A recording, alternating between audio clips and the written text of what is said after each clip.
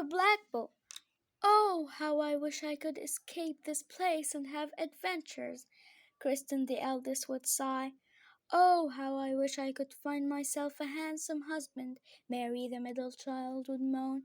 Only the youngest daughter, Flora, stayed silent, but she had her own quiet wish, and it was a simple one: to be happy. And then a passing shepherd gave them news of her. Kristen had wandered for many days till she met a wise old woman who listened as Kristen spoke of her dreams of adventure. "Is this one coming now?" asked the wise old woman, pointing back along the road.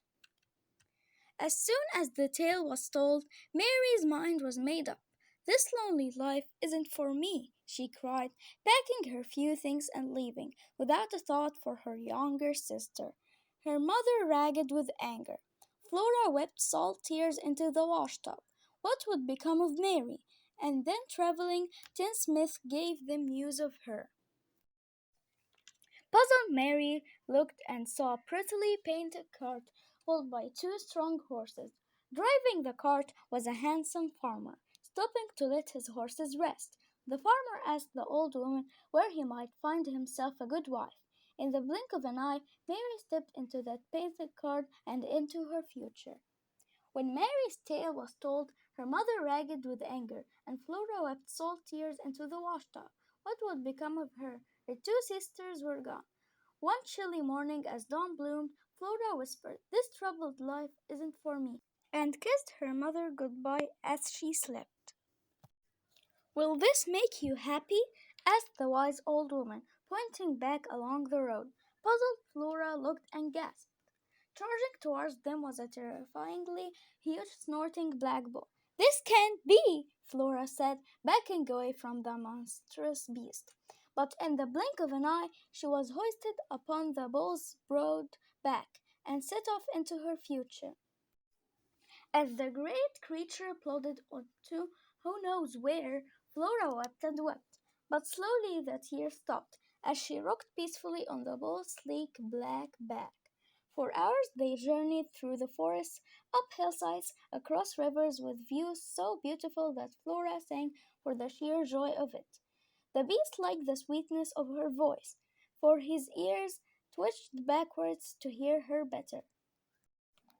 Then, as night fell, the beast brought them to a grand castle. He hammered at the huge wooden door with one of his enormous horns.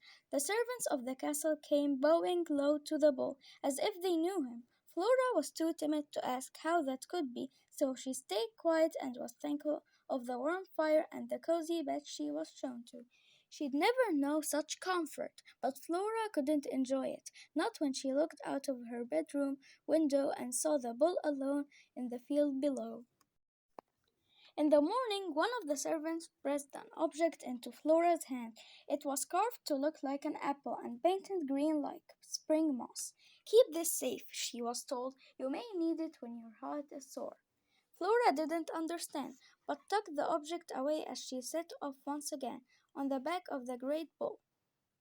Another day passed of peaceful swaying and content singing, and once again, come nightfall, the black bull rode up to a grand castle. The castle servants also bowed low, and Flora found herself a guest in another comfortable bedroom. But when she thought of the black bull taking his lonely rest outside the castle walls, sleep wouldn't come. In the morning, one of the servants rushed to her. "Please take this. It may help you if your heart is breaking." It was an object made to look like a pear, painted the color of pale amber. Flora tucked it away and let herself be helped onto the back of the patiently waiting black bull. Next morning, as the creature started on his plodding way, Flora found that an object which looked like a purple plum had been slipped into her pocket. A note attached read, "Keep this by you, for when your heart is in pieces." Flora frowned. What did these strange gifts mean? She frowned again when she saw they reach a dark and forbidding glen of rocky cliffs, raging rivers, and tangled forests. In the distance, the howls of the wolf echoed. She frowned even more when the black bull stopped, and his low snorting was replaced with a deep, booming voice. "Flora, The black bull spoke. All is not as it seems. I am not as I seem. Flora slipped down from the creature's back to see his face better. When was I last here? A terrible wrong was done to me by the greedy ruler of this place, the deep voice rumbled. What happened? Asked Flora. Full of wonder and concern, she took the bull's great hand in her hands. His eyes were soft, brown, so gentle for one so powerful. The ruler of Glen is greedy and wants more land for himself. He ordered me to give my brother's castles to him, but I would not. He said I'd suffer for my stubbornness. Flora understood. The castles they'd visited belonged to his family, and because he wouldn't hand them over, the bull had been transformed. But from what? Before she could ask, the black bull spoke again. I found myself much changed and sent far and away. But now I'm here and must do battle, so as to return my old life and my future. What can I do to help? Asked Flora.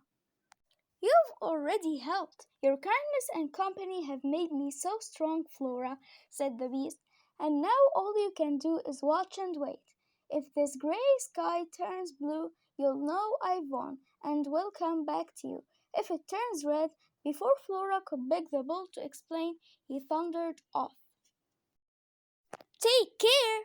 She called after him, but her words were lost in a whooshing, whining wind that sprang from nowhere. And so Flora pulled her thick shawl around her and huddled under the shelter of an old tree. Flora stood and watched, waited and wondered, but the gray sky turned neither blue nor red. Instead, a snowstorm ragged, turning the sky and the glen pure white. Chilled to the bone, Flora waited for her black bull, but he never came. She waited till she was so weak that she knew she must find help. But when she tried to climb the glassy ice-covered cliff, she slipped and fell. Desperate, Flora felt for the objects she'd been given in her skirt pocket. Could they help her now? She felt they couldn't after all. Her heart wasn't sore nor broken nor in pieces.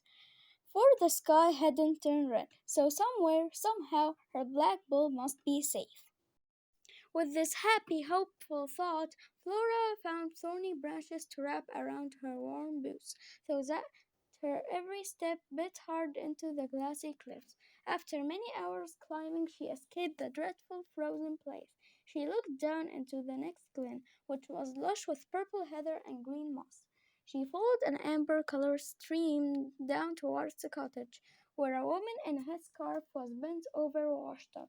For a fleeting moment, Flora thought of her mother and sisters, but it wasn't them that she longed to meet again. Pardon me, but have you seen a black bull come this way? Flora asked, as she came near. The woman hadn't, but convinced Flora to stay till she was rested. Flora was grateful, but offered to do chores in exchange. Very well, try to clean that, said the woman, pointing to some stained linen in the washtub. A knight is staying here. He is injured from a battle and half mad from his wounds. He says whoever cleans the blood from his shirt must be his true love. Making no sense of this, Flora rolled up her sleeves and set to work, all the while softly singing a sad song of longing. It made tears spring to her eyes and drop onto the stained shirt. My! My! Look! The woman exclaimed as she held the dripping, now unmarked shirt in the air. Flora didn't understand the meaning of this till she heard the woman exclaim that she'd cleaned the shirt herself. Flora had been tricked. So, sir, you'll marry me since I've cleaned your shirt of blood? The woman called out. A young man limped to the cottage doorway and weakly answered, Yes. And in that moment, Flora recognized him. Shiny black hair, soft brown eyes. He was her black bull, but he was now a human. He must have won the battle with the greedy ruler, but been so terribly injured that he couldn't return to her. So that's why the sky hadn't turned neither blue nor red. Dearest black bull, don't you know me? Flora said urgently, but the knight frowned, shook his head, and limped back indoors. Wait, please, Flora called out, her heart sore.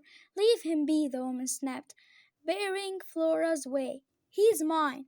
Quickly, Flora reached into her pocket and pulled out the first object she'd been given.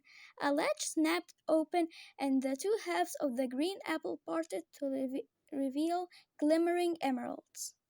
As Flora turned back to him, she saw the knight finish his drink, his brown eyes heavy with sleep. Don't you remember telling me to wait and watch for you when you went off to battle? Flora cried. But the knight collapsed on the table in an instant deep sleep. At the same time, the woman stormed back in. Now leave, she ordered. Please, said Flora, her heart breaking. She reached for the third object. A latch snapped open, and the two halves of purple plum parted to reveal rare lilac sapphires. Let me sit a while as he sleeps. The woman shrugged carelessly and took the gems. Flora went to lift the empty cup from the hand of the night and sniffed. The scent was strong. It was a herb known to make people sleep. She'd been tricked again. Oh, my beloved black ball, Flora cried. Then she began to sing softly, tears spilling onto the knight's still face. Flora's tender tears and sweet song made an amazing thing happen. Look, he wakes, said the woman, who now appeared and pulled off her headscarf, revealing herself as the kindly, wise old woman from Flora's first wanderings in the world. Flora, said her black bull knight, taking her in his arms, my true love. It was then that Flora saw she'd been tested, not tricked. She wasn't selfish like her sisters. She wasn't swayed by comfort and riches. She knew love was measured in care and kind acts, and not in a handsome face. And Flora's heart ached again, but this time with happiness. The end.